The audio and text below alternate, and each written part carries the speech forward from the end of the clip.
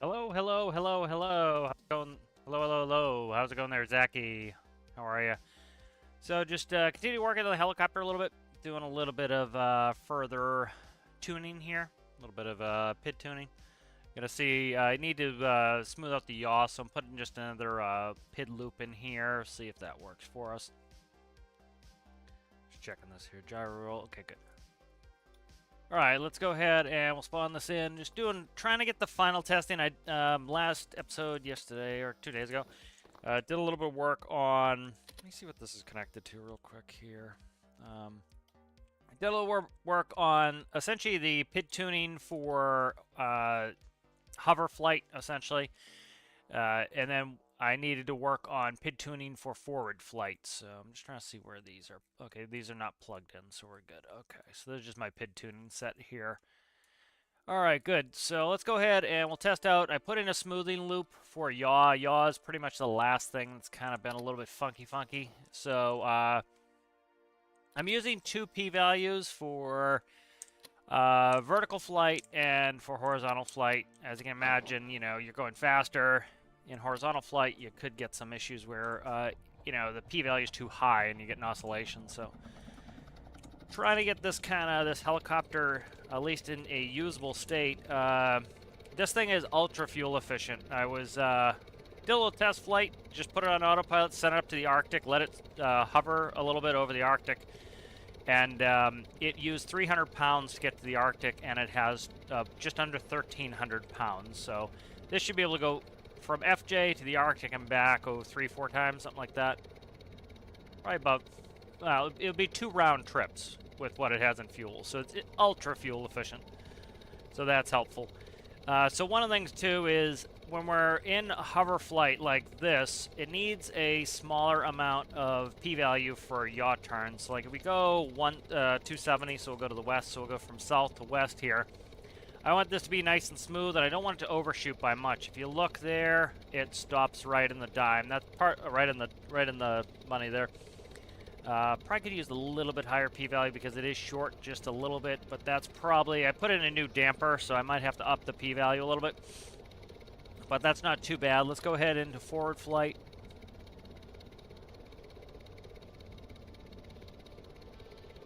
Okay, so now it's not enough, so I'm having some... there it goes. It's going back. Let's see how it behaves. It's going to probably need a higher p-value now that it has the... that it has a damper on there. So we'll see how it behaves. I don't know why my... Oh, I think I took off the... I think I took off torque correction, so I need to put that back in. Might just do artificial torque correction. We'll see what I need to put in there for this. Needs a little bit of torque correction in there, so... But, yep, right on the money there, so not too bad. It's actually working pretty well. Probably increase the rate because it needs a different p-value. You notice we get a little bit of an oscillation, but it's pretty minor. Still need to work on that. So I don't think that's smoothing it out enough.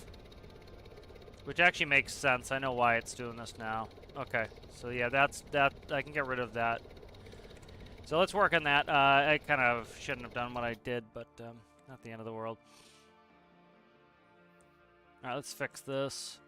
So I put it kind of in the wrong area. It needs to be in the yaw controller because right now it's coming in here for coaxial yaw, and that is wrong. It should be coming in somewhere else. So you can go back here. All right, and then this can go. That can go like that, and then this can go. All right, so this is a wrong spot for it because it is working the fins, essentially. So what it should be doing is it should be in the autopilot. So let's grab this. So I just need final smoothing in the autopilot for yaw. So what we'll do here is I grab the bearing panel instead of the autopilot. So right here is yaw. And I'll put in final smoothing. So we'll just go in here, and this will do a feedback loop for the autopilot. I'm not going to have... This is just adding my own control in there, so I don't need to smooth my own control, really. What's this? This is going to be anti-torque correction. That's not going to go there. Let's change this to yaw damper. Yeah, I'll make it 0.5 for now. We'll try it here. Okay. Put that right there, see how that behaves. Just trying to get that little bit of wiggle out of the yaw. Because that controls the fins, so it just stepped on the power again for the computer. I need to put a cover back on that. I used to have plastic covers on all the power on the computers because the cat's always jumped on them. And he keeps stepping on it, so that's going to have to go back. It's always an adventure. Crap. I didn't set something up. No, I think it's... Here, let's do this. So right here, it's constant on signal. It doesn't need a constant on signal. It can go right there. So we'll do that. That way that PID's not running constantly. Most of the time it's going to be running, but that will set it when the autopilot's on. It will fix that. So luckily this helicopter does not take long to start up for all the testing. How's it going there, Rasmus? Hello, hello. Let's push forward. Trying to really get this stuff done so that we can have the vehicles to use. That is not set up yet. I need to hook the transponder up. Okay, let's go AP. Heading hold altitude. Okay, there we go.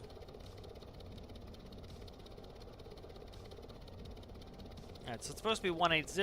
Okay, there it goes. It's catching up. So probably a little bit... So it has a damper on there, so we should expect it's going to be a little bit slower now.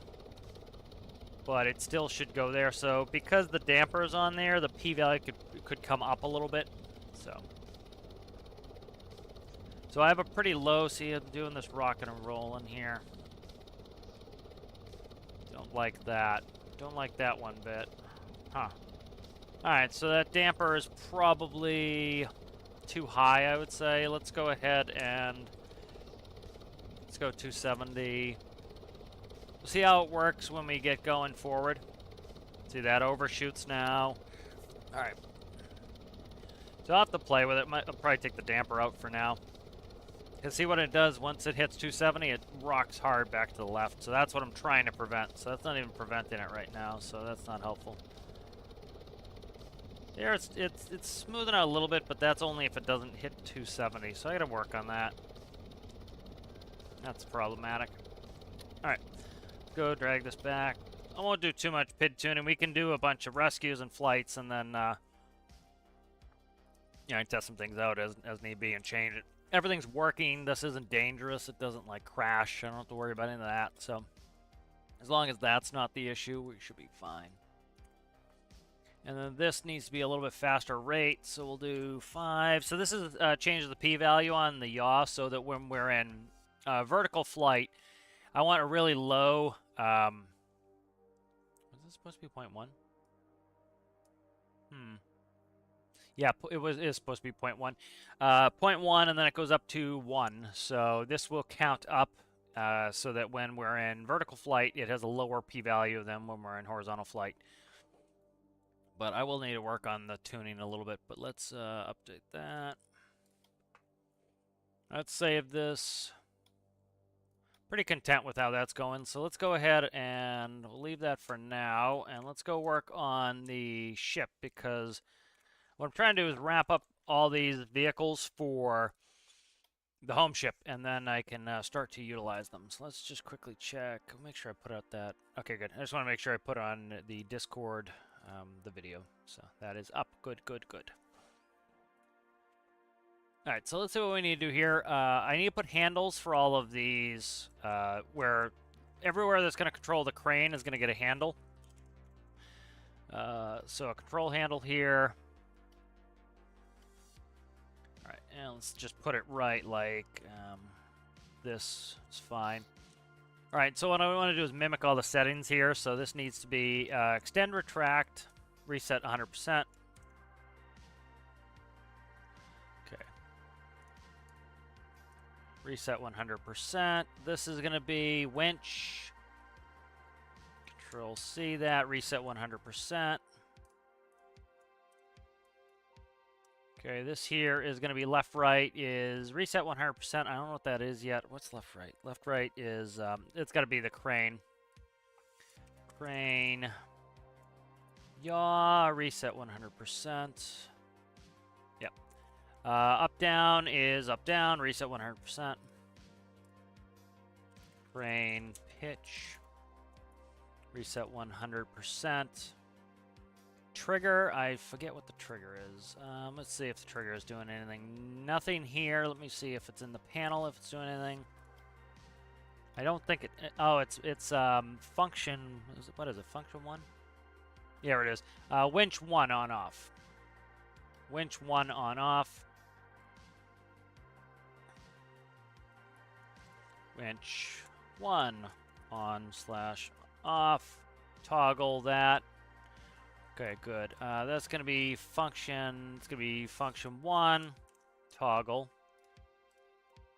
I think that's the only toggle. I think the rest are all pushes. Nope. 2 is toggle. Push, push, push, push. Okay, so 1 and 2 are toggle.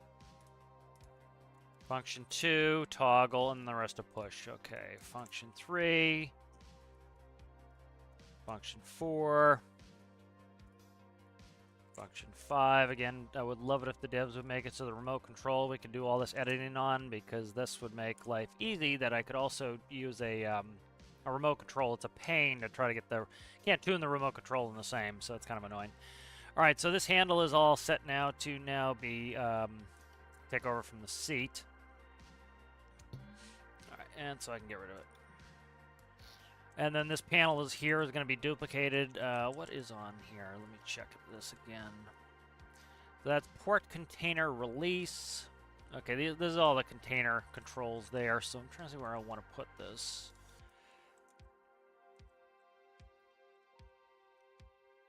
Yeah, I need it where I can see what the crane's actually doing. So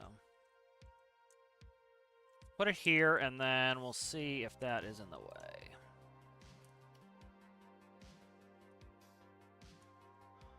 Okay, like that, okay.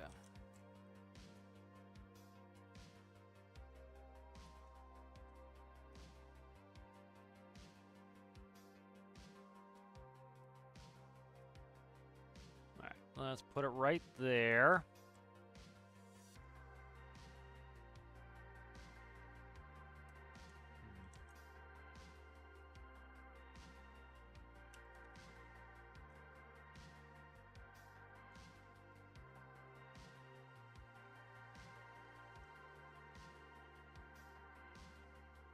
And I think it's useless right under the crane. Let's try like this maybe. We're going to have a bunch of control stations, so can't go there.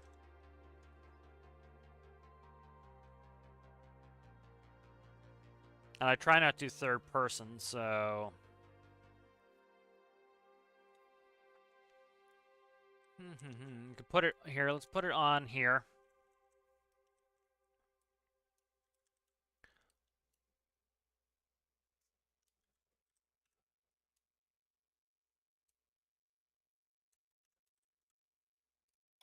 Put it here for now. If I want to move it, I'll move it later. And then I'll end up putting a bunch of these control stations all around.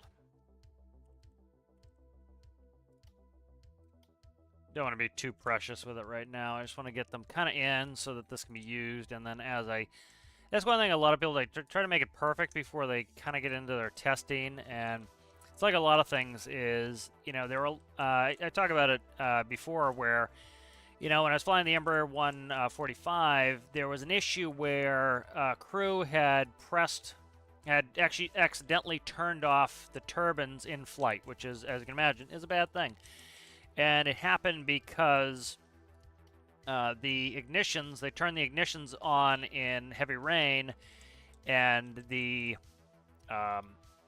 and so when they reached back over to shut them off, they shut the engine off by accident. So they put these plastic covers on them. So a lot of this stuff, you don't know what is going to be a good design choice until you test it. So kind of being too precious and getting it perfect on the first go is just often not going to happen. You kind of need to just realize that, you know, getting it on the first try is likely not going to happen. So you might as well just get it working. And then I use the career games as kind of my testing grounds. So, you know, something might seem like it's not a problem, and then you go do some rescues and you realize, oh, that doesn't work, or oh, that was a crash I had that I didn't think it, you know, I thought it was all set. You know, you think a build is good to go and it's not. So it's good to actually just get it out and testing. So try to get it perfect before you even do some of the testing. Sometimes it's just a waste of time, frankly. You kind of realize that, you know what, it's going to actually need some practical testing anyway. So what's down here? This is, so I don't have any real weight down here, so this can go in the bottom. So I'm just kind of putting some of these micros in some of my tanks and stuff. This just gives me more water ballast. So gives me a little bit more water ballast, gets them out of the way, puts all these micros kind of on the same level. Like this one is already painted the correct color because it was on Triton in the belly.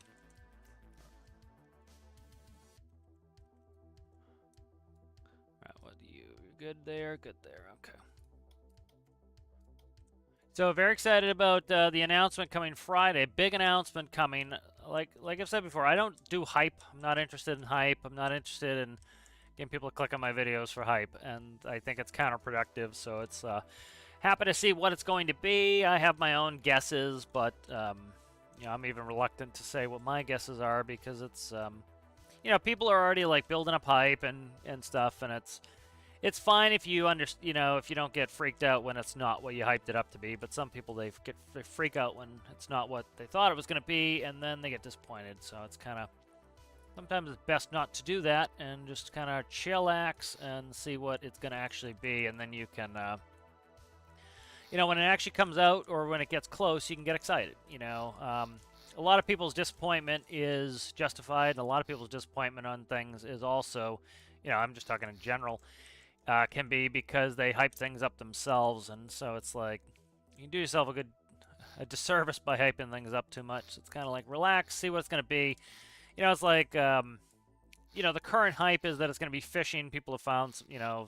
They thought some of the spelling errors were not errors, but hints, and it's like it's kind of cool when people do that. You know, when devs do that as part of the marketing, but it's you know, it can be counterproductive too, as you start imagining in your mind what it's going to be, and then you get disappointed because it's not as good as your imagination was, and that's often the case. You know, something might not be as good as your imagination, so you don't want to build up too much hype. So I try not to. But it'd be nice to hear the announcement, whatever it is. You know, I think the game's been going in a good direction lately with updates. I'm a firm believer in having, you know, especially we need constant parts alongside the fixes, and they've been doing a pretty good balance of that. We've been getting some things that I think a lot of the community has been asking for, so pretty happy with how some of those updates have been going. Like the variable pitch propellers was really good. I like the pulleys,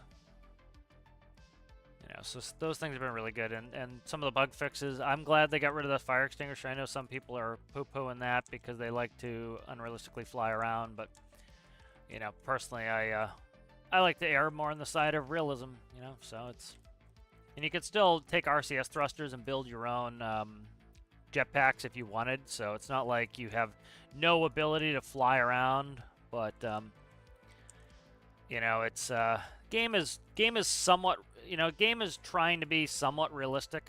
You know, it's of course, you know, like any good game, it has a balance, but you know, it was for me personally, it was more annoying as I couldn't do regular gameplay very well because the fire extinguishers would make me fly around and flop around when I'm trying to put out a fire, and that was pretty annoying. How's it going there, Amanda? Good to see you. Alright, so I just got rid of some of those paint blocks. I didn't need them, and they were just potentially causing more resource stuff, even though this ship does not lag it out. So, all right, these are all my micros for in here. Let's get some of this put away. I want to get this always in a. Currently, it runs. Everything works. So, you know, it's no problem to just use this in a career game. But like it so that I'm not tripping over microcontrollers and that I can take some screenshots and not have to edit out microcontrollers, which I've been having to do a bunch lately. The helicopter was a big culprit for this, as I was putting in you know, pictures for the workshop.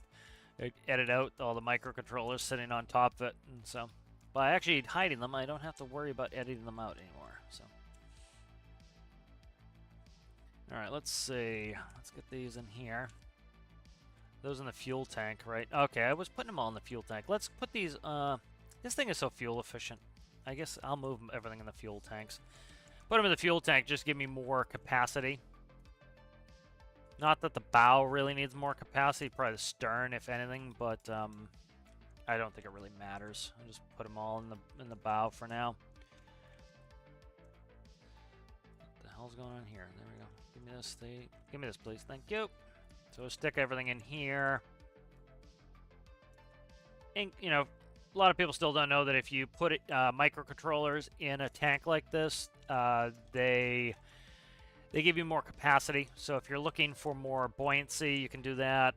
If you're looking for more capacity as far as fuel tanks, so like one of the best ways to make fuel tanks is make a tank out of microcontrollers, and you can get really good capacity out of that.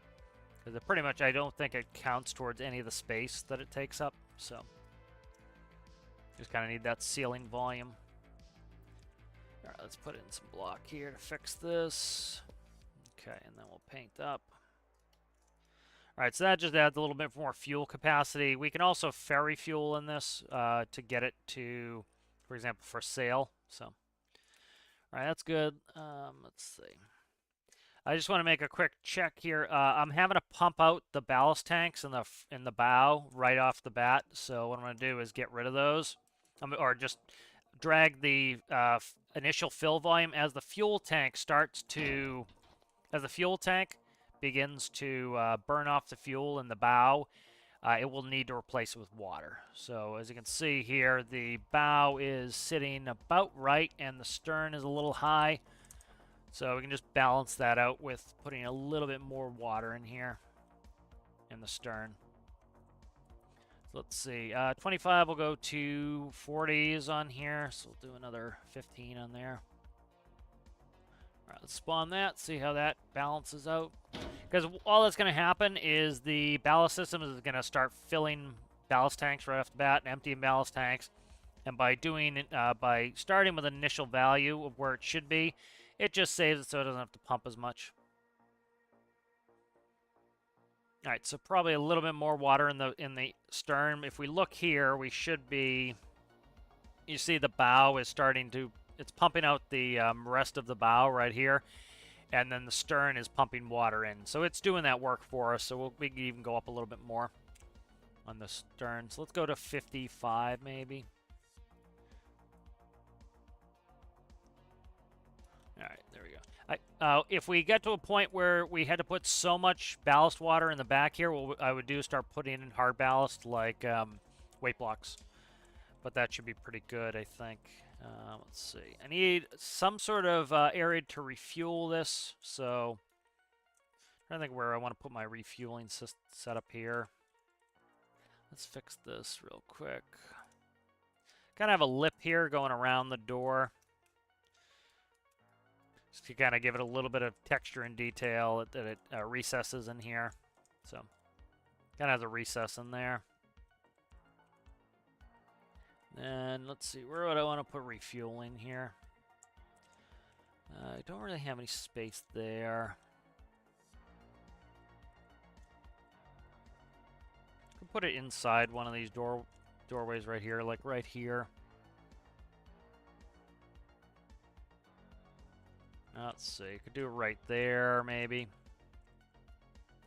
So let's grab that and do that.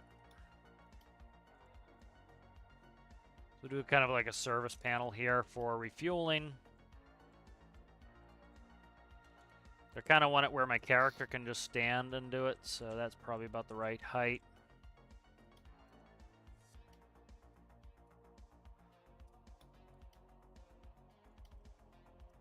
Alright, there we go, and then... I don't think I can put a panel right there, can I? It's gonna touch. Probably gonna touch. Yeah, it's gonna touch, so it'd have to be 2 back. That's fine.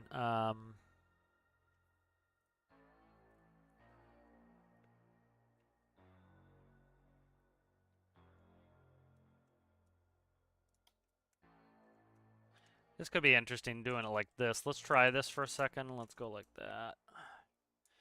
All right, let's leave that like that, and so maybe we'd walk over and open that hatch, and then that's where you would put the hoses and power cables and whatever you're gonna do. You go like this, and then you would just kind of pull them through and then stick them in here. Maybe, I don't know. That could be kind of interesting doing it like this. Generally, I'll just do a panel though, so I might do a panel. Kind of thinking of that's what I want to do. Problem is I have to start with the door closed.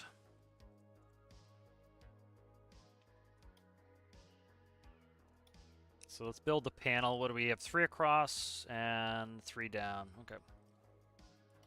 So we'll build it and then we'll flip it. So this is kind of just ground surfaces. So whatever we're going to be doing on the ground here. So we would have our operations panel. We would do hose anchors. So we need diesel, and we're going to need DEF. So diesel exhaust fluid. Actually, we wouldn't have DEF in a furnace.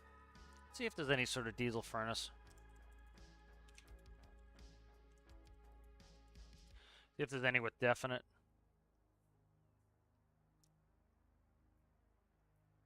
Yeah, you would have it, because you're still taking the exhaust and treating the exhaust. So let's say we put a DEF system on here. Yeah, let's do a DEF system on there. Why not? Adds a little bit more of an interest in there. So that's going to be DEF and diesel. What else do we want to put in there? I would love to have some sort of survival mechanic, like water and stuff. Would make desal kind of cool. How's it going there, Boathouse? We'd have a desal plant on here. We're going to need a cable anchor. All right, cable anchor here. And then maybe another panel here for electrical. And then, yeah, so we'll go ahead and do green. All right, and then this will all get treated with that.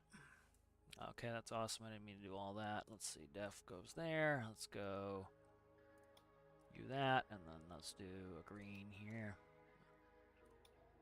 Okay. All right, that's good. That's going to be the services panel here.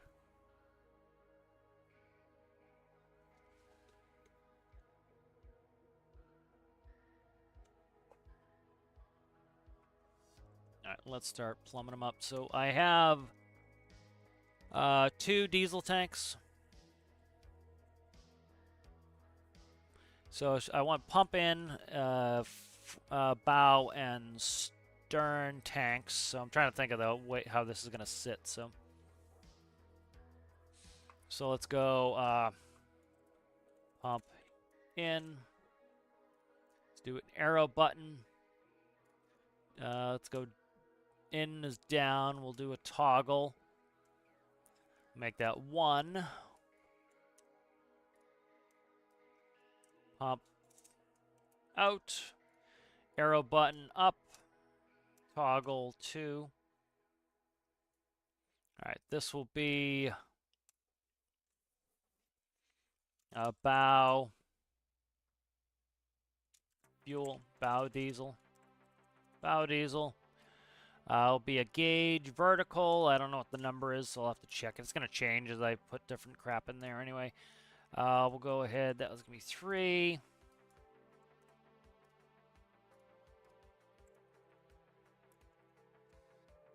Stern diesel. That's going to be a gauge vertical. 0 to whatever that's going to be. 4. All right, so that's those 2 tanks. And then I want def. Let's see.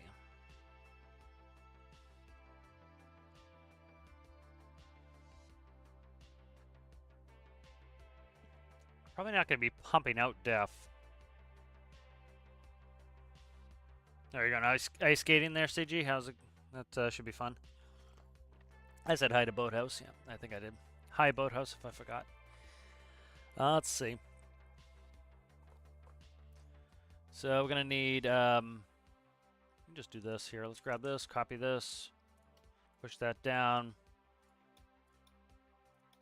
A lot of this is like just detailing. It's like adding things that like we don't really need, but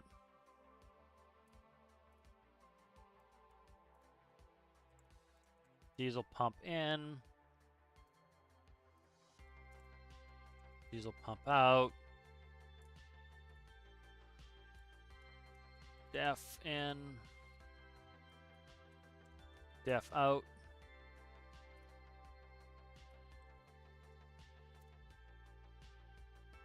Just do diesel in and out. I don't need the pump in there. It's kind of implied. 5, 6. I think what the last one on the def that I would need the def is. Okay, that is going to be def.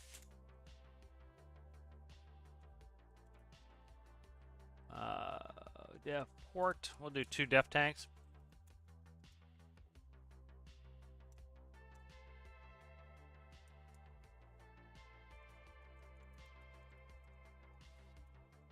Def starboard. Okay, that was supposed to be 7 and 8. 7, 8. Okay, and then this is going to be all for electrical. So this is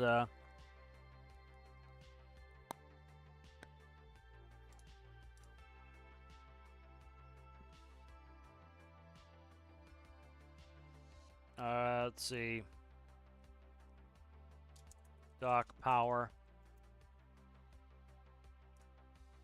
Dock power.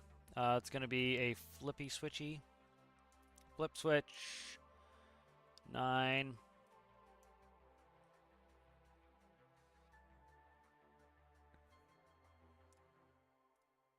Indicator. 10.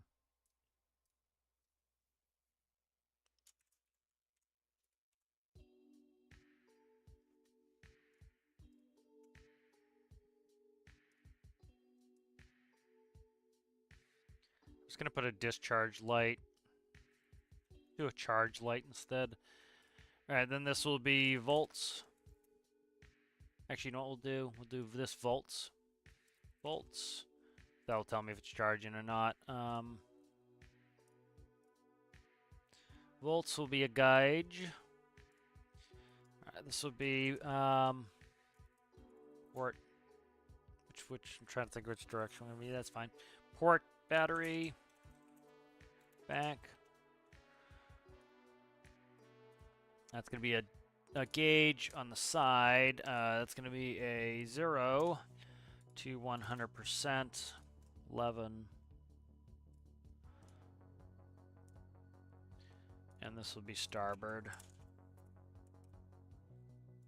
Gauge, horizontal, 0 to 100. This would be 12. 12. All right, good. So let's go ahead and paint here. So we want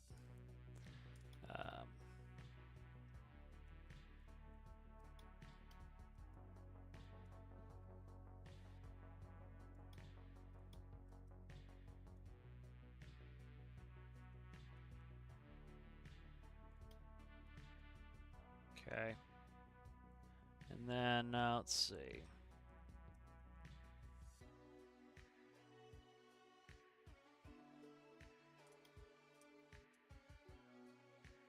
All right, so that will be all of our paneling there. Alright, so that will be good. Let's grab all this. So I just want to get everything in that we need. So, for example, this is going to be everything we need to actually be able to fill the ship up with fuel. So that will sit there.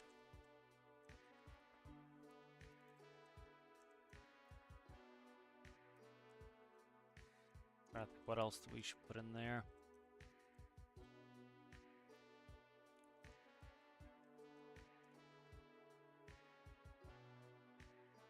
What we'll do is push it down one. If I can grab the right node. There we go. Wish I could push it in there, but I can't. Okay, and then we'll grab you.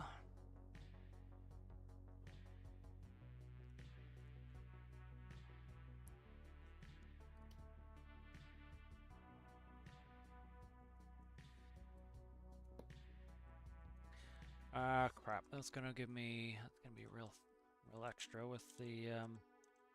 That's gonna be real extra. Could just do it as a bump in. Let's do that. Do a bump in here. I don't want this to be so bulky. Just a little bit too bulky.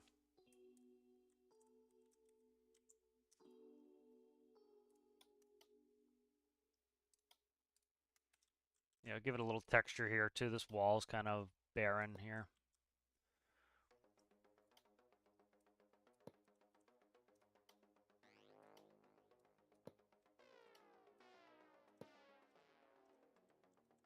See how I like that? If I don't like it, we can always change it. Trying to get it functional, and then I can screw with it later.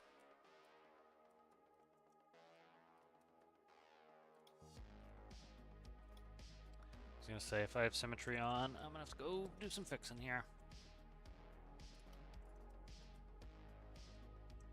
Trying to add some points of interest on this, so I might do it external like this.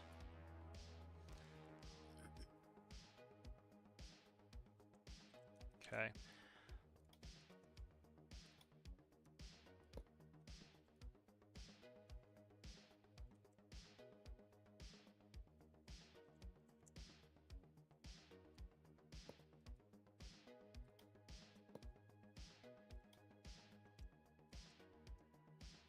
It's supposed to be an industrial area of the build anyway, so I knew that I was going to do that. There we go. Okay, and then piping we'll do, for now, at least piping like this.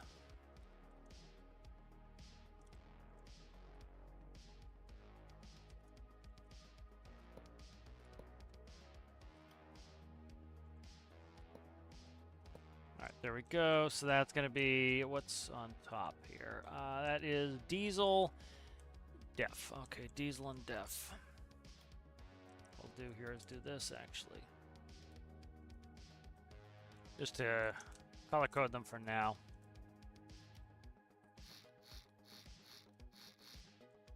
Okay. And then we can get these into where they need to go.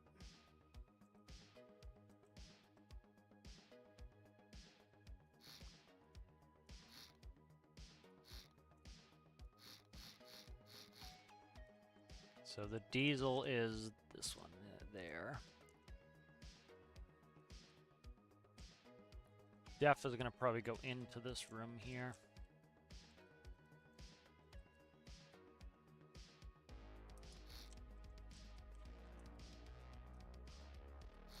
Watch be right at the weight. Yep, it's right in the weight room. It's actually not too bad, I don't think. I think I can plumb that up fine. So this will go like that.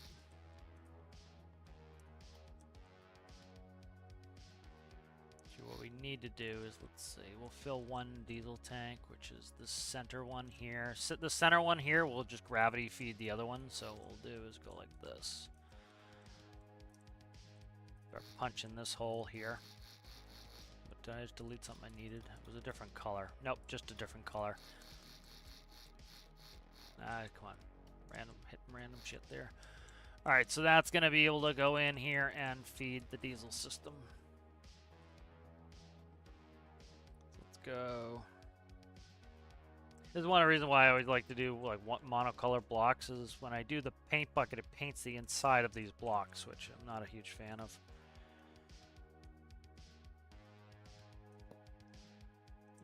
back. Go. What's that? That should be. That's gas, and then I need liquid. It doesn't matter. It's okay if I pump air in with that because it will automatically vent. So I don't need to worry about air relief here because I already put like master air relief in there. Okay, that will go like that.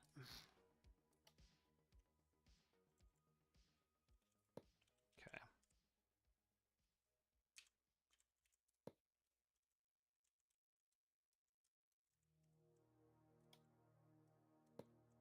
Nope.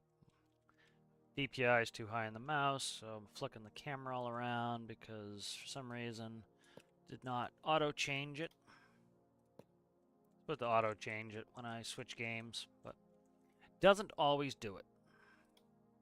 Tarkov, it's supposed to run a higher DPI for a for gunplay, and then this is supposed to drop to a lower DPI, and it doesn't always do it. Alright, so there's my diesel. Alright, and then this here is going to be def. Right. And then I want to run the def into here, so we'll put it right here. Kind of like having a little bit of exposed piping. It kind of makes it interesting. Looks like a ship. Okay. This is the one that's a pain in the ass. It doesn't want to double side these. So. It is obnoxious. Whatever. I'll fix it later. Not going to screw with it right now. Okay, and then this can go... I don't need that many. Just the one block is all I needed. Okay, right there.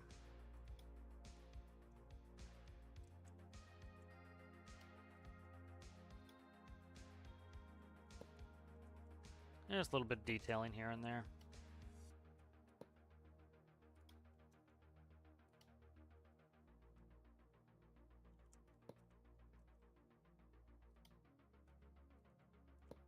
All right, now will be def right there.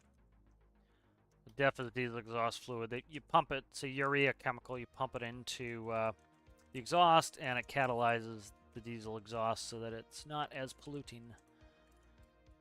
Because it's diesel exhaust is really bad for your lungs. So. That was like the big Volkswagen scandal. It was like they could trace back. One of the reasons why a lot of people went to jail was because they could trace back people actually died because of it, because of you know, shorten people's lives because of breathing in some of that. What is it?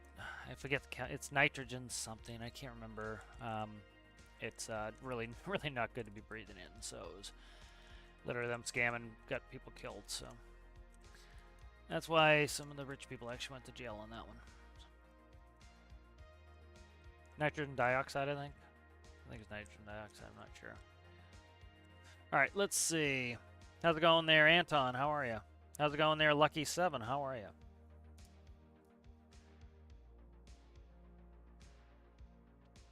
Yeah, it's in the U.S. we call it DEF. You know, DEF is for diesel exhaust fluid, but you know, I know in Europe they often call it AdBlue. So I think that was just the marketing campaign, was like AdBlue. You know, especially in Europe, they have a lot of cars that are diesel too, where we don't really have a lot of diesel cars here, so it's in more vehicles. And then Euro standards are pretty much pushing, pretty much leading the way for a lot of the new regulations, because they actually try to make sure people don't die all the time from preventable things, where here we don't care apparently. So let's see. Def tanks could go there and there. We'll see about them in a second. I'm not going to put in a def system yet. So what I usually do is I do jet fuel, and it pisses out a certain amount for every X number of gallons of fuel it uses. It will just eject some def, and that's as though you were using it. And then you can't run it anymore when the def's out. So, okay, let's see. All right, so that gives us at least a way to fuel up. So let's go ahead and grab a micro and plumb this in. All right, this is, let's see. Fuel systems. Dock. Alright. So let's go up.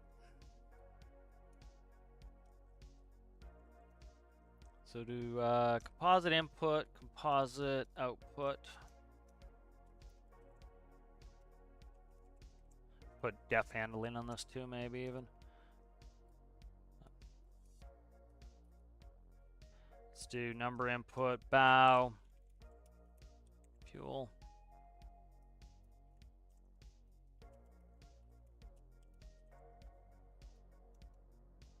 All right, so that'll be our reads for that.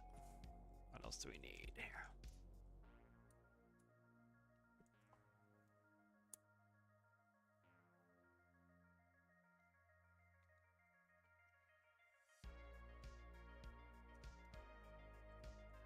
Pump in.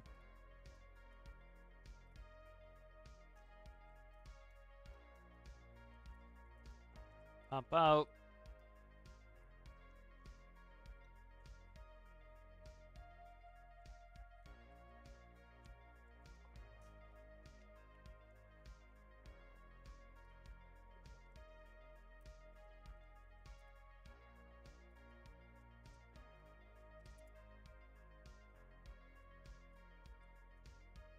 I think there was just another big scandal that they had. Who was it? I can't remember who it was, but they were. They got caught cheating too. I think it was GM or Dodge. I think. You know, it was essentially when they put the vehicle on the emissions test, it automatically switches to clean mode, and then as soon as it gets off, it goes back to dirty mode.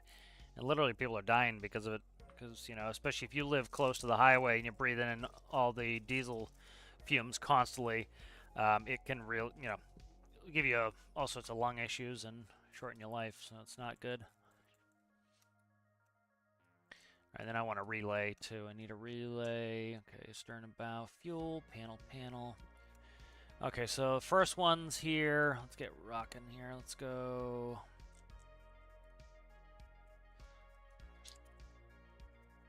Okay, come on, man. Come on. Take 6 times to type. Everything will be here all day. Now let's go ahead and on-offs here. I want 1 and 2 are going to be our pumping for the decile. Right here. Okay, that's good. And then what did I have? I had the gauges. So bow stern. So we'll do a right.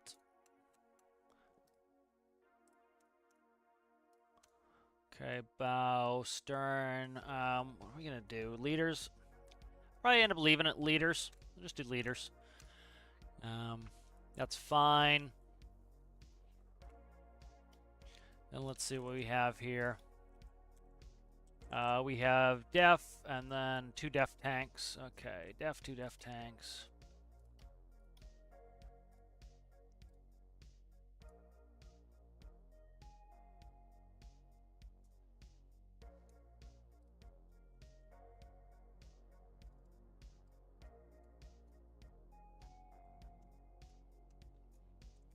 Def port.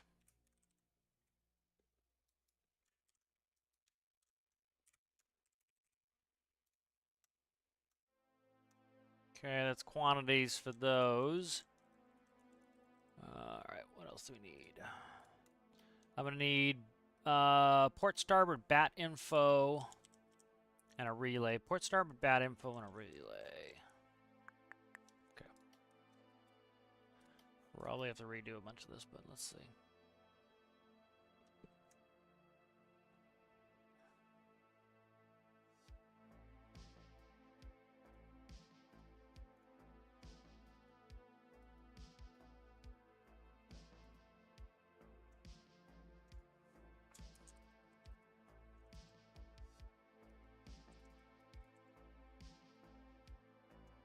Alright, and then I need a relay.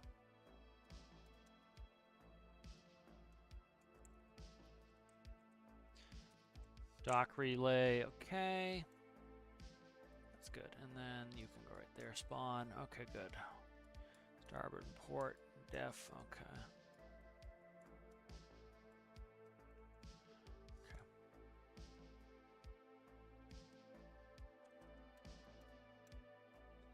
So what do we have? 4, 5, 6, 7, 7, and 8. I believe this is 7, 8.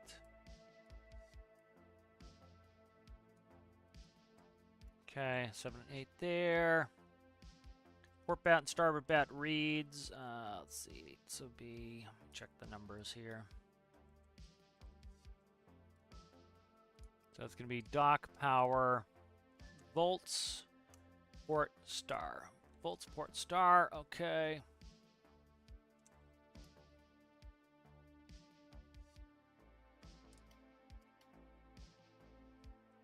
So what are these going to be? 11, 12.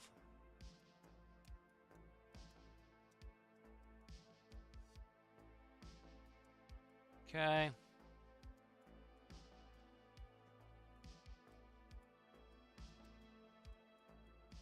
Five and 6 on these.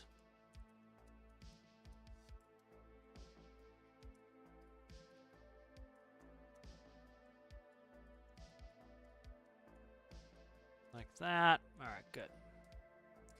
Go there already. Alrighty, let's see what else we need here. Port bat star. Then we need to run out the dock relay, which dock relay will go here. So we'll grab all that crap. Alright, dock relay is going to be 9er. 9er, okay.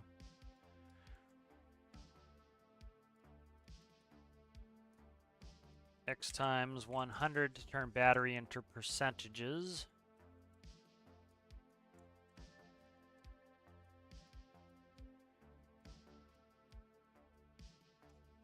Okay, and then we want, ahead of this, we want 10.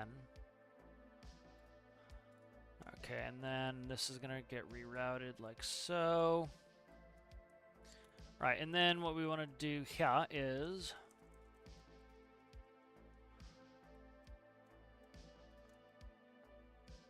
I'll do a big function here.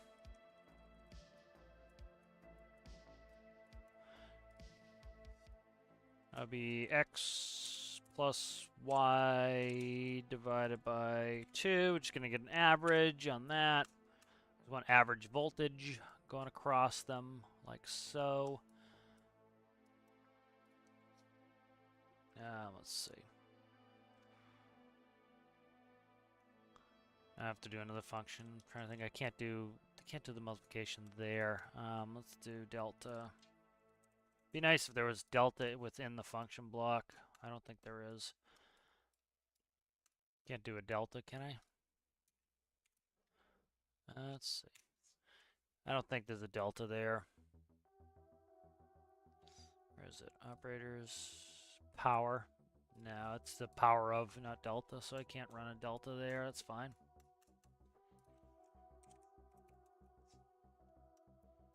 Alright, so that will give me volts. There we go. There, okay. That should fill out that panel pretty well. What do you, sir? Spawn. Okay, that's spawn.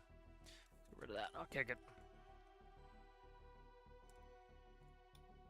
So hopefully that is all good. Panel, let's go U to U to U to U to U to U to U to U to U to U. There we go. U to U and then U back there. Okay, they're looped in. Let's go starboard bats. So what I want to do is these are connected. These are joined to the relay here. So if we go ahead and pull one of them, it will grab the bat juice off both of them, so that's fine. Starboard.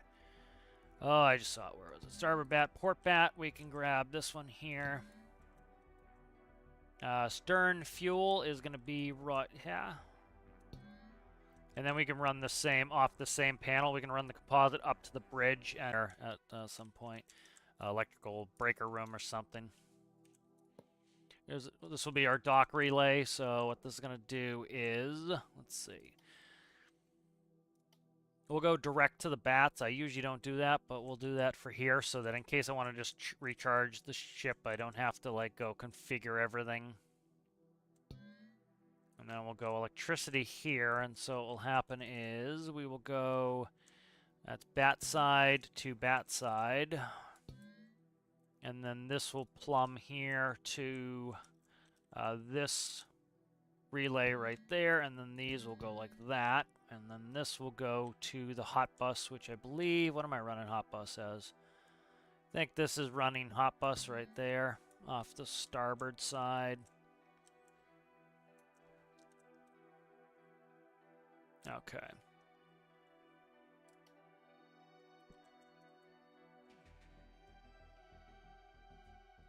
Alright, that's fine. Let's see. I think that's pretty good. They're all plumbed. Let's do pumps.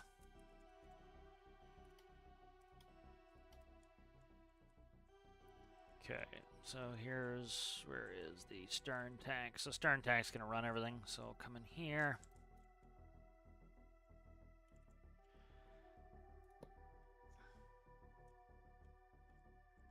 Could do one pump, but might as well do two here. And then do valves. Sometimes I valve them, sometimes I don't. It's just easier to do it this way, frankly.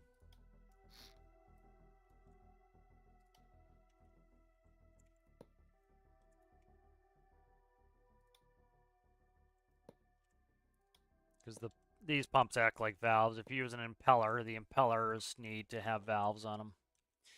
All right, so that's going to be out and in. And so this system here, this is the other tank right here. And so these tanks will auto-equalize because, you know, the fuel pressure in here is going to be higher than the fuel pressure in there if this tank gets more full. So we'll go down here into the front tank. All right, so let's go electricity here. These need to be hot bussed. So those will go hot bus there, and then we will go, what are we talking, in, out? In, out, so this one's in. So diesel in, and then the other one's out. Alrighty, I think that's pretty good there. Def I'm not going to work on right now, and then def, those are tanks. I think we're good on that. Let's go ahead and check it real quick.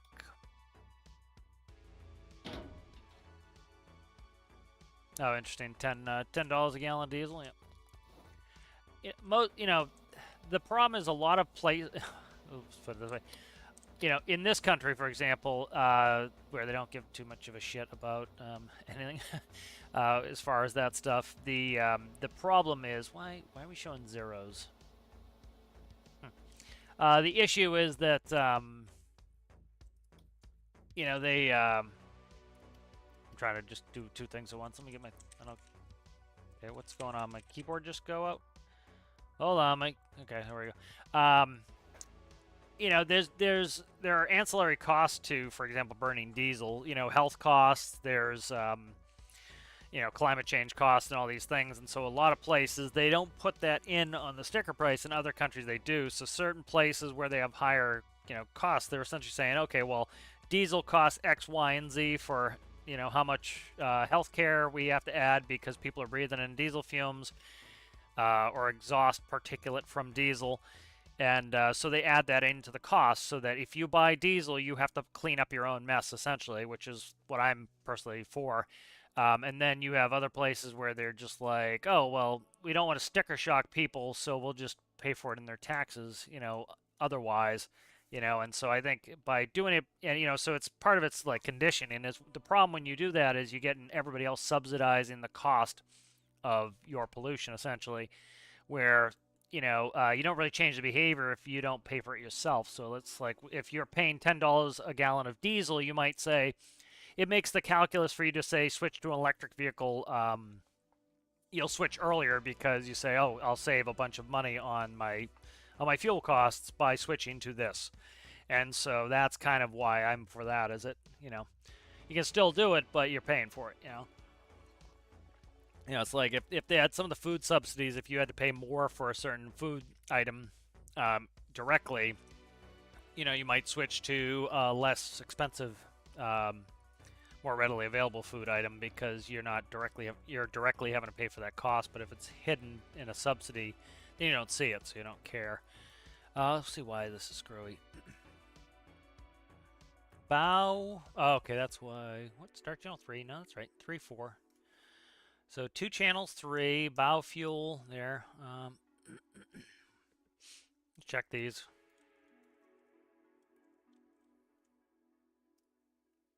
Okay, so 3 and 4. Why are these not reading? Huh. You're merged, right? You're merged. Okay. Let's take the data here. We're doing biofuel systems right there. So there's the liquid meter in the center for that is liquid level.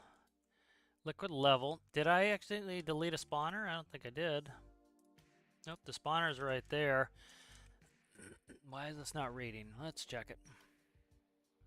I think people are having problems with custom tanks and not reading correctly. I can't remember if that was the case or not. Maybe that is an issue. I gotta raise this up one. My guy's taller than I thought he was. My dude.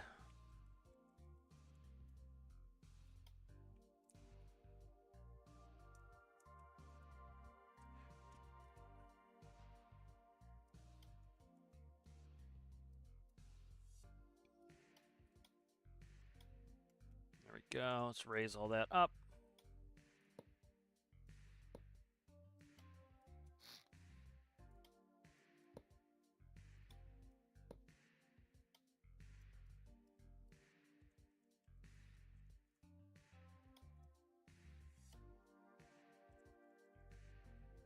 Yeah, for example, like you talk about, we socialize the cost of a lot of beef production because, you know, the pollution. And so, like, if you actually added that onto the cost of beef, you know, something different type of meat source would be cheaper. And so you might choose that, oh, but I'll buy more chicken than beef. And so naturally it would, you know, it'd start to reduce that source of pollution or, you know, because the cost would go up, it would be better managed. All right, so that's up 1. Yeah, I don't know why this isn't reading correctly. Let's do a dial. Just do a...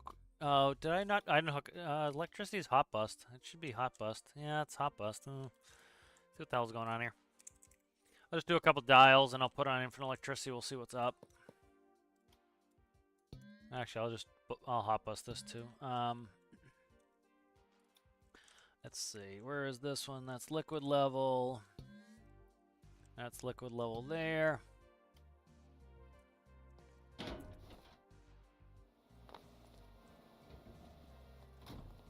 Okay, those are reading there, but they're not reading out here. So something's up. Yeah, I don't know why those aren't reading. Huh. It's literally the same numbers. I'll double check the channels, make sure if I didn't fix how the channel's reporting, they might be wrong. All right, 1, 2, 3, and 4. I should have read out the numbers while I was there. It was like 19 and 11, I think. 12,000 liters there, and I think 19,000 liters in the front. So 3 and 4. Make sure I'm not duplicating here. 7, 8, 9, 10, 11, and 12. Why? I'm curious why. Let's see. Bow, stern. Bow, stern. Why aren't those reading correctly? Bow and stern are going into 3 and 4. Going out to panel 7, 10, 10, 11, 12. Yeah, I don't know what's up with that because these are reading correctly. It's just that's not reading right, so I don't know why. Interesting. All right, let's get rid of this panel here. We're good on that for now. Let's see where. Let's put it in the stern. Get a little more fuel in the stern here. So we're quite a bit heavier of fuel in the bow, and the bow is generally a little bit more sensitive because it's not as squared off. So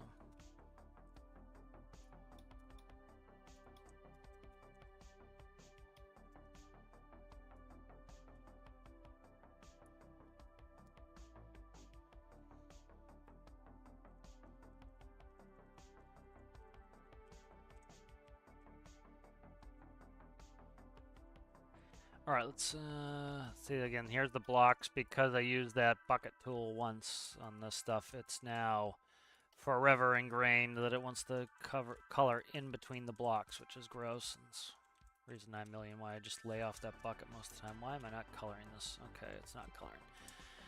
All right, so that's going to help out, put a little bit more fuel mass in the stern. All right, so that's working for now. I'll have to make some edits, but have a little bump out there. Just a big empty space here, so I need a little bit of details helping. But all right, we need to put in fuel readouts in here, so we have. All right, need to put bow stern fuel there.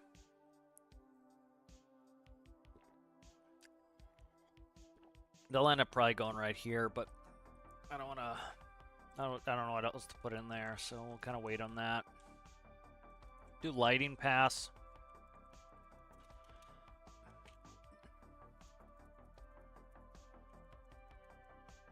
Oh my god. I think I actually want to grab it off of here anyways. Let's save this.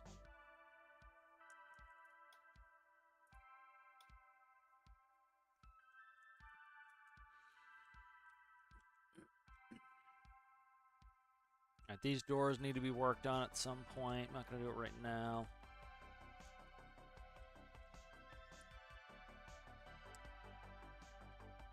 Let's actually do this. Let's go in here and let's do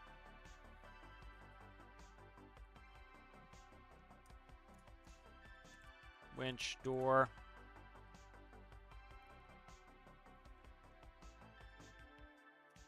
Flip switch.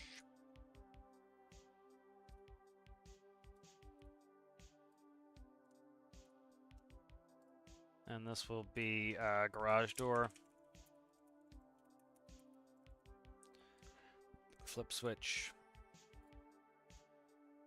All right, where are you going to, sir or madam? You go up here. It's in the crane. Okay. Crane controller. Let's see. Do we want to add it here? Yeah, we do. Okay.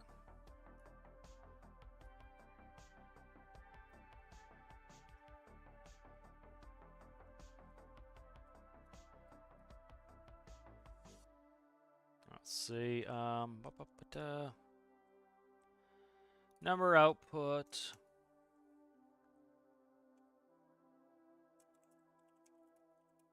Winch door. I should put on a multi-switch. We'll do it like this for now, and I'll take it off of the. I'll put it on a multi-switch. Winch door output, and then we're gonna need a on-off output. Winch door lock. Winch door lock. Okay.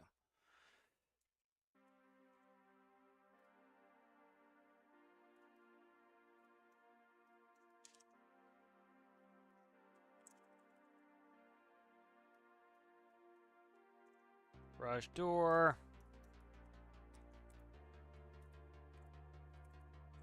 Lock. Okay.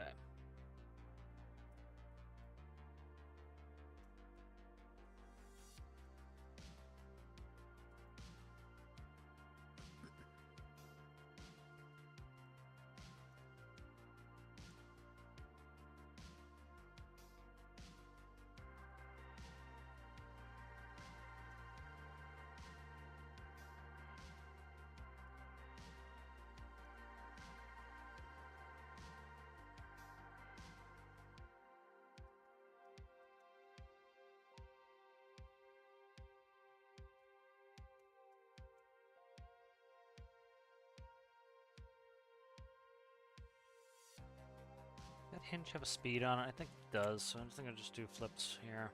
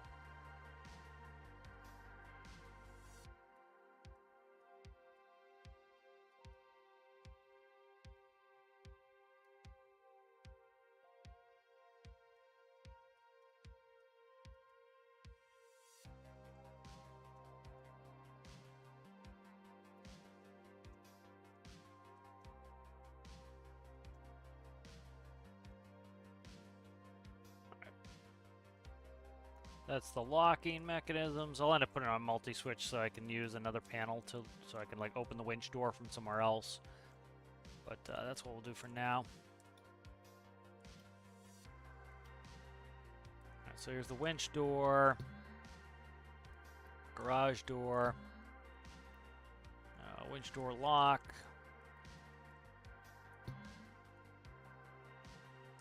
Garage door lock.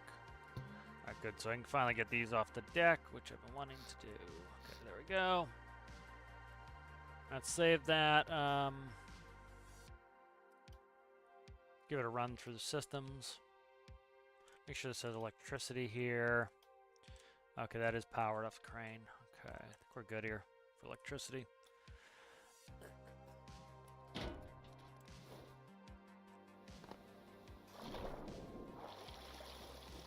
Alright, so let's see. We want to do winch door. It's open, okay. Winch door closes. Let's see where that is. That goes about there, okay. Garage door, okay. Okay, let's go in the winch room here. I want to do some stuff in the winch. So it's right at the bottom, I think. So let's do...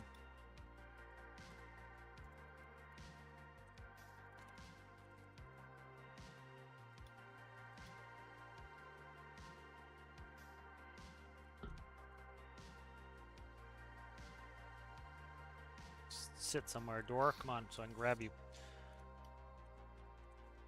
Okay, let's go middle, middle, middle, up, up, and then stick that John in there. Okay.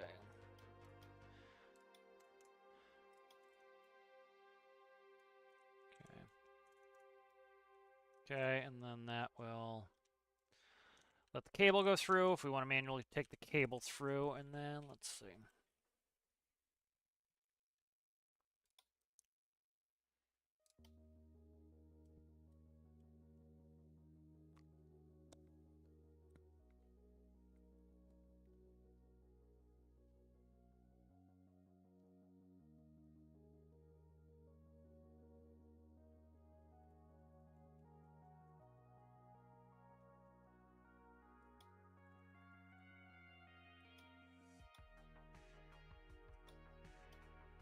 Hope to see some more parts, just so that like we don't have to use rockets for this sort of stuff. We can actually just kind of use other stuff.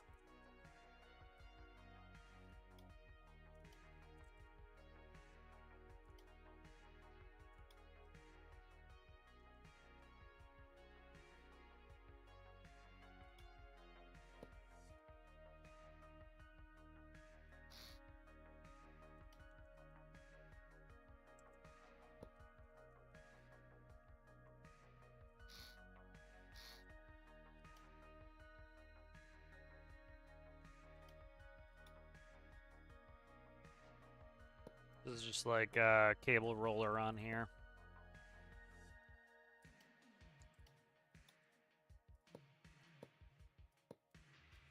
Okay.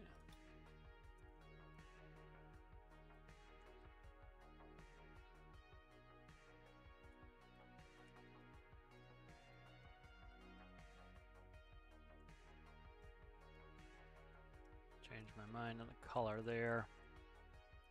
A little cable roller there, and then we'll do...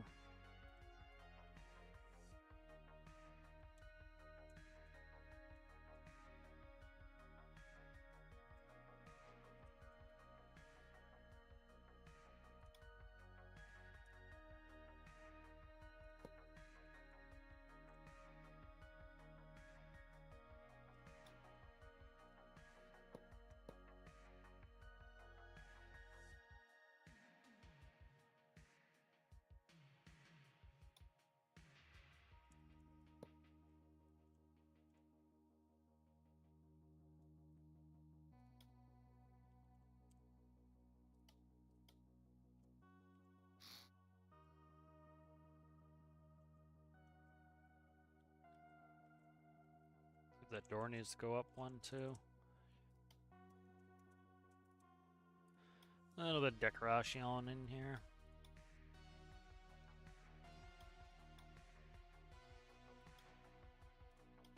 Okay.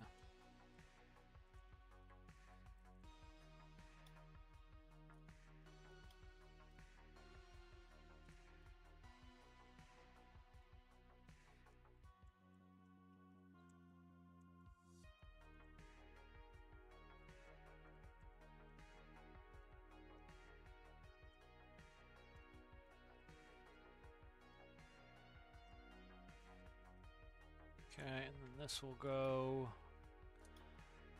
to there instead. All right.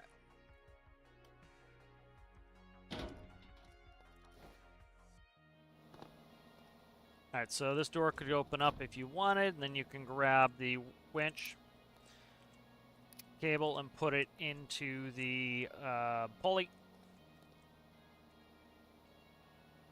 And so it'll go in like that. Then when you want to shut the door, you can go ahead and you can connect it to the winch there. And then close the port door there. So that's kind of nice. Alrighty, so that's pretty good. Let's work on some stability stuff for this. So right now in the stern, we have fins. Somebody was asking about this on Reddit. They're trying to make a tugboat, and I showed how, you know, my tugboats use fins, and they are super stable. And so like this has all these fins hidden in the drive shafts. And so that's for the stern, and watch when it drops. Watch what the stern does, watch what the bow does. So see how the stern stays and the bow goes underwater? That's all because of the fins. So we're going to add fins to the bow to keep the that more stable as well. So what we'll do here is we don't need really much water ballast in the bow at all. So what we'll do is we'll actually go cut that out like so, and then this will be for we'll do some stability stuff here. That goes here. Okay, let's go. What's that? 13. 13's perfect. All right, we just need odd numbers. So let's see, 7, 7 right there. Okay. So we'll go 7s right there, and then we'll go fins. These small fins are the most efficient, size-wise. They do the most for their size.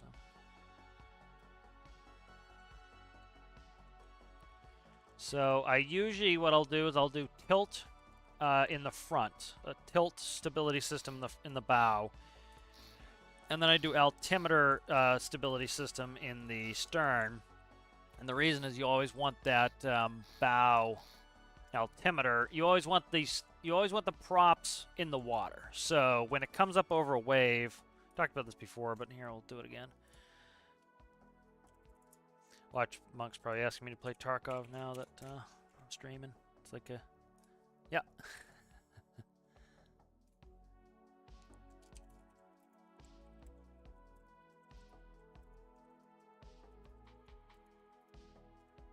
Might jump in Tarkov. I haven't decided yet. Let me just quickly show you this. So, kind of what I usually do with my stability systems is, let's get a gray on here before I lose my mind. Okay, good. So, like, if we were to, let's see, watercolor. So, like, we were to put in some waves here, right? And so the boat, you want your boat to be pretty stable. And so let's see. I have a boat picture I can use here. Let's see. What do we got? A small boat here. Try to see. I need something at a 90-degree angle. So, do I have any picture? I usually don't take pictures of my builds at 90-degree angles, so that is not helpful. Let's see. I'm just looking at trying to find something to grab here.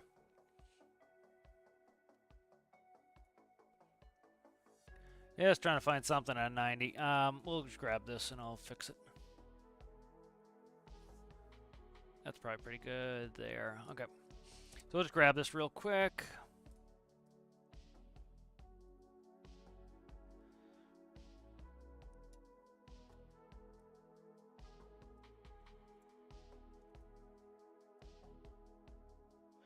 Alright, so let's just try to grab the ship out of here the best we can.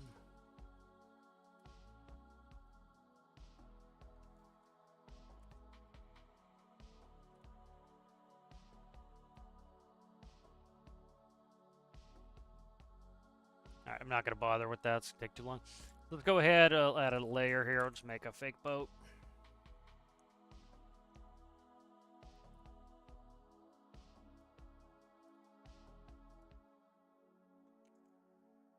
Alright, so here's our boat. Okay.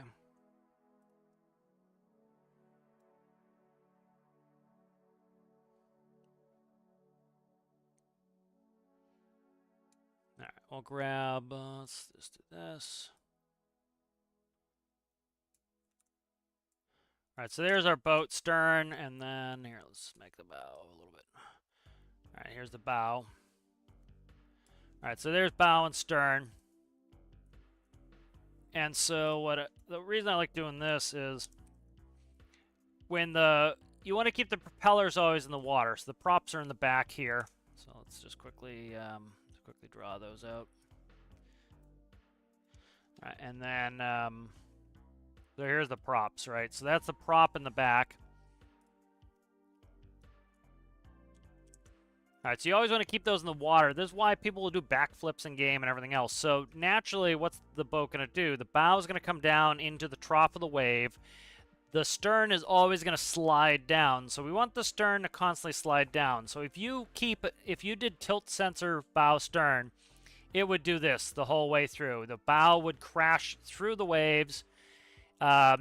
You know, and it would, even if it rose up, it would constantly crash through the waves, and the boat would go unnaturally through. So doing it, if you just did altimeter, what would happen is, as you got to the trough of the wave, it would try to pick the propeller out. The propeller would spin up, and then it would go back, and it could, try to lift the bow out, or it could, you'd see the ship stop, and then it catches water again, then it goes, and you see this like some people's build stutter. So what I do is I do tilt in the bow, and I do altimeter in the stern. So altimeter in the stern will keep the stern constantly at the water line, like that. So it'll constantly keep my propellers in the water.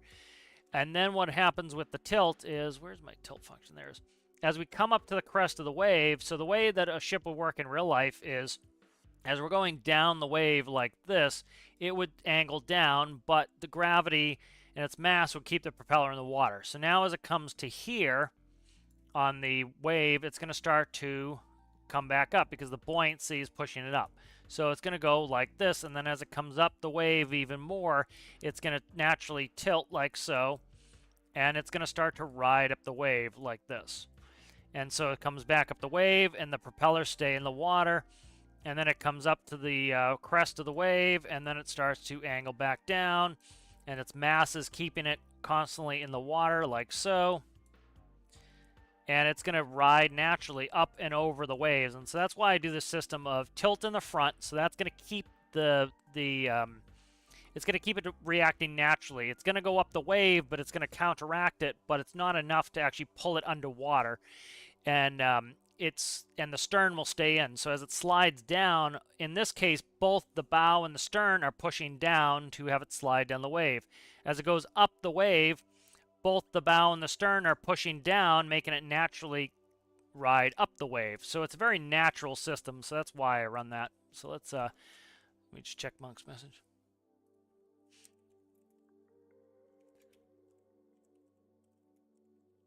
All right, so in the stern, it already has an altimeter system. If we check it, where we're at, right here, as you notice, I just have it direct connected to the altimeter.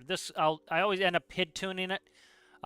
It makes it work better, makes it more responsive, and then the bow is based on tilt sensor. So where's my physics sensor here? Right here. Is that physics? No. No, it's physics. Right here. Here's the physics sensor. So let's go ahead and save this, and I'll grab stability system off of anything really. It pretty much scales pretty well. So let's see. Check my latest boat. We'll stick that on there. But that, I find, is the best way to give you natural movement in the water. So, like, if we look at this system here, this is one. Let's see if I have something newer. But these are all. This one, let me see. Like this one here has it, I think. Let's check. See, it has a couple fins in the bow. Does it? Yeah, right here. Right here are the fins. So here are the bow fins, and here are the stern fins. Stern fins are altimeter based, right off this altimeter, and then the bow is based off of the physics sensor. So here's steering stability controller. I just redid it off of this. So let's grab this. And so it scales. Like you see, there's a tiny little boat. This should work fine. The numbers will change, but the system itself works the same. let's just stick you. I'm trying not to put everything on the deck, but this is better for testing. Just stick this in the deck for now. Come on, come on, come on, come on, come on. I don't have all day for this nonsense. Let's go up.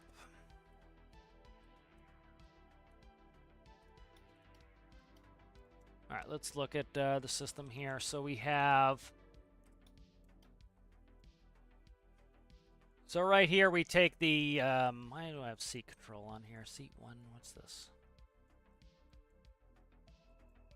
Okay, it's because I added it in there. So we'll take out this junk I don't need. So I don't need the seat. I don't need rudder. And that should take care of that. Let's go ahead, go like this. Like that. All right, let's go to logic. I like a 4-banger better, so let's just do a 4-banger. Like so. All right. So let's go in here to logic. We can get rid of... This is the steering stability. We don't need that in there. I could have added it to it. Yeah, let's do this. But I already edited it. Let's see. Let's leave the steering in here, and I'll add it to my rudders. There's no reason not to. So that will go into the rudders. So essentially what we're doing here is we're taking the physics sensor. That's angular momentum. We're telling it that we want a maximum of 1 angular momentum, you know, when we go full A or D. And then this is going to only limit, it's going to limit the rudder. So when we're going faster, the rudder will go slower. Generally, in a large ship, you don't have to worry about this as much. So I may or may not plug this in, but we'll leave it for now. Then if you go down here, you have 15. What is 15? So that's bow fins. 15's got to be tilt. 15 is, yeah, 15's one of the tilts there. And then here we have rear altimeter. And that goes in for that, and so that will control the stern fins. So for the bow, it's going to take the tilt. We want 0 tilt. It's then going to compare it to our current tilt. We have a P and a D value on there. It's clamped out. We're limiting it to a maximum of 100% deflection, and then it goes through the pit and it goes to the bow fins. Here is the altimeter. So we take the rear altimeter. We want 0 altimeter. Rear altimeter, so the altimeter should be at the water line. The D, this is the D value, is not plugged in on this one, and then the P value. So we'll just plug this in, we'll see how it behaves. And then I'm probably switch games here. Kind of been wanting to play some Tarkov with monks, so we'll do that. What are you? You are altimeter. So this altimeter is way too high. Let's put it that way. This altimeter here is, I don't know what that's all about. No, that's correct. That's at the water line. So see, it's right at around the water line. So I want this to be where the water is, so I want that to be there. So this is now plugged in, that altimeter. And that goes in there, and then the stern fins will all hook in here. Now, sometimes what I'll do to help keep the boat from rolling, especially if there's going to be a tugboat, which it is, or it will be towing, let's put it that way. I'll also do port starboard altimeters, so as the ship twists, it will fight to keep your prop. You know, if your prop under load can only go 15, your engine should only ever go 15, so that when it comes out of load, when it comes out of the water, it never accelerates, because that's how people are doing backflips, and they're like, oh, the physics sucks. It's not the physics sucks, it's the boat's light, the engines are strong, and you don't have it set up correctly. So seat, we'll ignore a seat for now. We're not going to plug in the rudder. Let's go, where's this? There's my physics sensor right there. All right, so physics sensor's plugged in. Let's give this a run. So now, watch when it's going to have problems because I didn't seal the tops. But notice, see how the bow didn't dip underwater? So before, it was, I can actually show you guys again, but let's go in here real quick. So this will fill with water, so and we'll lose some buoyancy. So what I'll just do is this, and then this block here is going to be an XML block so that we don't see the fins from underneath. Those fins will all be hidden by one XML block that will cover all of this. So here, we'll to show you what it looks like without. So if we go in here and we take the bow fins and we just disconnect. What is that? That's seat occupied. Let's see, get rid of the seat occupied. Let's go from seat occupied to constant. Constant on. Part of it, too, is when those fins hit the water, they'll naturally give it a damping effect. So we'll go like that. All right, so constant on there. What we can do here is we're still going to get some braking force when the bow goes in. So really can't show you how it was before, but I could bring up another model. But here, watch how it looks when it drops in the water now.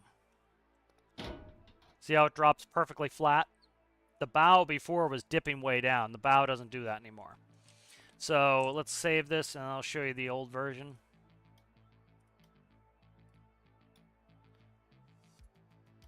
It's pretty much the same. It's just doesn't have that on there. So watch the bow when I drop this in now. See how the bow dips really hard and the stern stays up? And so you imagine, you can already see how rambunctious the bow is. And so by doing that simple stability controller, you really can stabilize pretty well. So like, here's the new version. And you see it just drops and stops. So that's why you want to put those fins in, is it helps control it. Now we can quickly see if I installed the bow fins in upside down or not. So let's take it for a real quick run, and then I think I'm gonna switch to Tarkov. Let's see, generator port, generator starboard, diesel furnace is on. I haven't hooked up a harbor gen yet. That's gonna go. Quickly boot Tarkov while I'm waiting.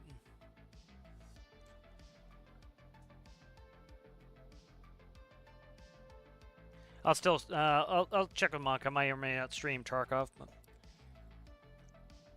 let's read some chat.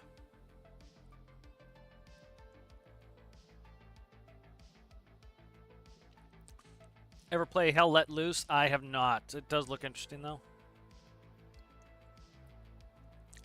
If I were you, if you want to look at boat stability system, I'll give you a link. I've been kind of corralling people towards the new player career build series. There's an episode in that for stability.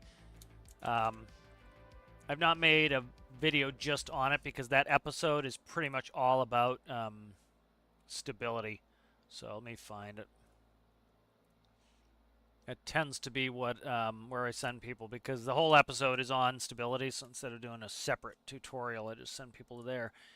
You know, that one of the reasons I did the new player series is that you can go through part by part, and like if you don't need to know how to do X, Y, or Z, you don't have to. So I'll send you the whole link here. So here is here's the new player career build series. I'll check real quick, see if I can figure out which episode it is, because I gotta wait. I need to wait for the furnace to heat up anyway, and the boiler to get going. Let's see. It is episode number 3, is all about stability. So the thumbnail is good on that one here. I think I still have display cap going here. I do, okay. Still have display cap going here. So this episode here, if you look at the thumbnail, it shows you before and after. So like, you can see the boat is vertical. And that's when people say the physics sucks in game, and it's like the physics really doesn't suck in game. It's you just need to simulate what's going on IRL. And the benefit of that is you can do some really crazy fictional stuff if you want. Like you can do flying airships. You can do some ships that float better than they ever would. You could do people have made like destroyers that can fly and carry containers in the air. And so you can still do that stuff, and you can still have realistic stuff. So you see, like, this is before and after on the stability system. So, that's a good episode. Like, this little boat works in 100% wind, no problem. And that's, so it's kind of to show, because that's where a lot of I think the pain points and frustration for especially a lot of new players is, they get in there and they like, oh my god, my boat's doing backflips, this game sucks. And it's like, not really. It's just like literally in 5 minutes you could fix it. Watch, I think that video is like 20 minutes long maybe. I try to keep those shorter. Like you could watch 20-minute video, do 5 minutes of microcontroller work, and your ship now works well. And so it's I think it's kind of a good way to do it. Let's see, SWAT, boiler pressure is coming up, boiler temp. All right, furnace temp, here it goes. So we are in stabilization mode. Let's see where we're at here. Trying to get going here. I'm just trying to see if, mainly what I'm checking right now is, is the bow fins inverted or not? I could have checked on the other boat that I did, but What do you have? Harbor gen. I forget how to run this ship too, so I'm just trying to see. Condenser temps. HD temp, S watts. What are we talking? Piston RPMs, boiler temps. Okay, we're not clutching in is the problem. I forget how I set this up, so. Oh, I should have 2 clutch buttons. There they are. Clutch in, clutch in. I forgot how to run this sucker.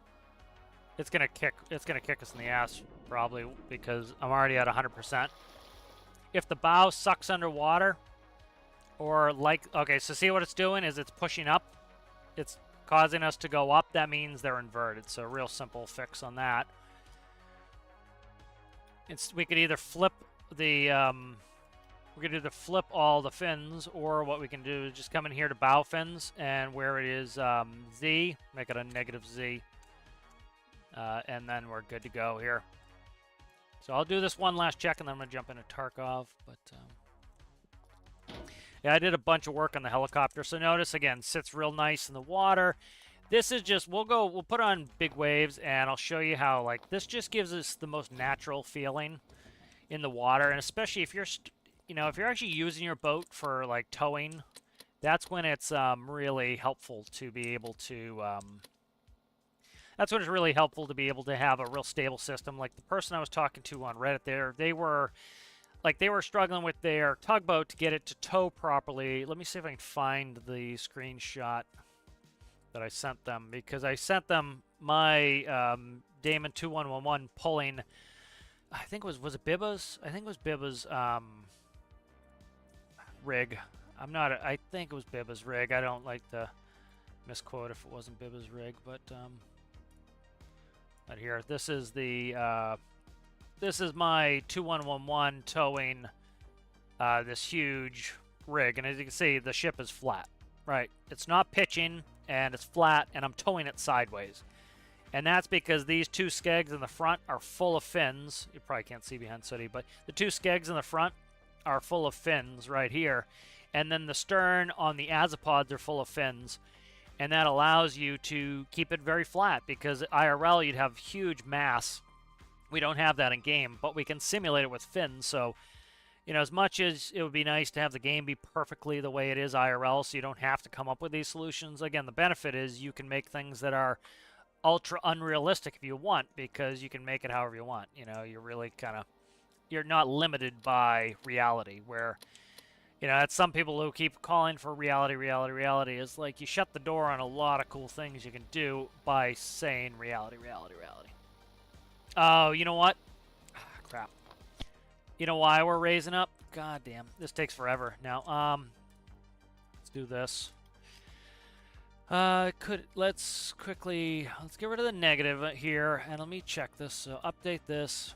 I didn't hook the electricity up. I should have just pressed infinite electricity before I closed it, but that's why it's raising up, is these fins will give you lift. It's like any sort of symmetrical airfoil. As you go forward with a symmetrical airfoil, you don't necessarily need a positive angle of attack in order to get lift. Symmetrical airfoil, you need a little positive angle of attack, but it still will give you some level of lift, so you really need to... they weren't powered, so they couldn't angle. All right, so now they're powered. I don't know if they're going to be right side up or not, so what I'll do is I'll save this home ship. We'll grab that little skiff, and I'll see which direction the fins are on that, because then I know if it needs to be inverted. Do one quick test, and then I'm going to switch to Tarkov. Again, I don't know if I'm going to stream yet or not. But we'll check these fins here. So we look at the fins here. You can see that they are hollow up top, because we pulled it off of this. So, but it is kind of cool. You can pull the same microcontroller off. The numbers might be different, likely different on different vessels, but the microcontroller itself still works. All right, so they're hollow up top, so they're good. So they don't need to be inverted. All right, good. So now they're powered, so hopefully that they'll be able to work, because they just weren't turning. So they were giving us a lifting force right off the bat, but they were never changing angle. Okay. So ballast system's in, as you can see. So pumping out all the water in the bow. Generally, that's how it happens. I don't need much bow ballast at all, usually, because of the loss of buoyancy. And then the stern, as you can see, we're filling up water. We have about we're pushing 6,000 liters per stern ballast tank right now. It's still going up, and that's so that's quite a bit of water. It's not a ton. It's not huge amounts, but you figure a container weighs 1,500. That's 6,000, and I think it's pretty close to 1-to-1. I'm not 100% sure. And so that would be what, 4 containers per side. So that's like us stacking 4 containers on the back of the boat and water. So that's 4 containers sitting on the stern there worth of water. It's still filling. It still wants more water in there. All right, we're good to go here. Let's clutch in. So hopefully it should work this time.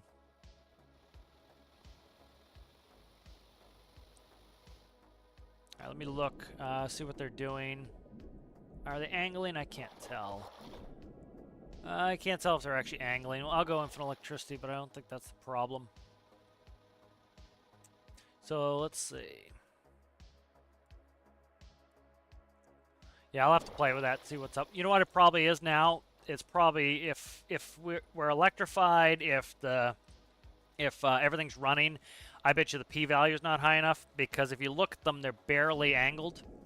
So what I'll do is, later I'll go on and PID tune it. So likely the p-value has to come up because they're not deflecting. You can tell they're not at max deflection by looking at them.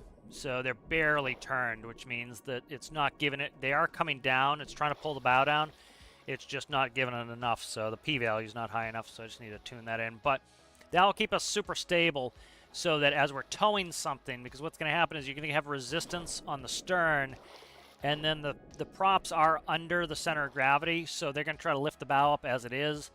And so the fins will help push the bow down, and the fins will help lift the stern up. So when we're pulling a heavy, like, million-pound barge, the ship will stay nice and stable, and it will stay flat. It won't do a big wheelie, So it probably needs a bigger p-value. But you notice I probably do not need to do port starboard stability with that, because notice I'm at full rudder turn here, and we're not rolling at all. We're not listing at all. Let's quickly do a hundo here. So like it's gonna have even though we're not perfect there on the bow, it's gonna have very natural motion. So the stern looks like the stern needs a higher p-value too. Yeah, because these fins are set up for that tiny little boat. For a boat this big, you're going to want a bigger swing on those fins, or else I'm going to need a lot more fins. So like you notice the stern's coming out of the water, so that tells me the stern needs a bigger p-value, plus the bow needs a bigger p-value. But notice it is going up and over the waves. It's not crashing through them. See, the bow's trying to come down. The stern is trying to stay down, but we don't have enough p-value. So that will just get tuned in. Pretty much just sit here with a PID tuner, and I'll keep changing values until it behaves correctly and goes up and over the waves and keeps its stern in the water properly. But, I want it to go up and over. I don't want it to just crash through the waves like a donkey. All right, let's recall this, and I think we'll sign off, and we'll go into Tarkov, and may or may not stream. We'll see. All right, but good progress on this. Good progress on the helicopter. Helicopter is pretty much good to go, at least for testing. A little bit of tuning here and there. And then this is, as you can see, this starts up and runs. I don't have infinite electricity on anything anymore. So this is pretty much good to go as well. So should hopefully be able to get those in game. I just need to move some diesel so we have enough diesel to feed it. But let's read some chat real quick. I had to fix your differential on that. Okay. All right, let's see. Let's go ahead and now thank all the members here. I'll just get that going. Yeah, a little bit short today. Not that short. About 2 hours, but so thank you to all the members. We have Side Mountain, Connor Boyle, Danny, Sergeant Chaos, Aaron Repairs All, Citrus, Rasmus, Amanda VR, and Anton Anderson.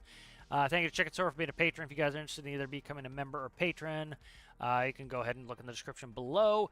If you guys have not subscribed and you enjoy the video, please consider subscribing. And if you guys like the video, that helps everybody find it. So we'll see you later, guys.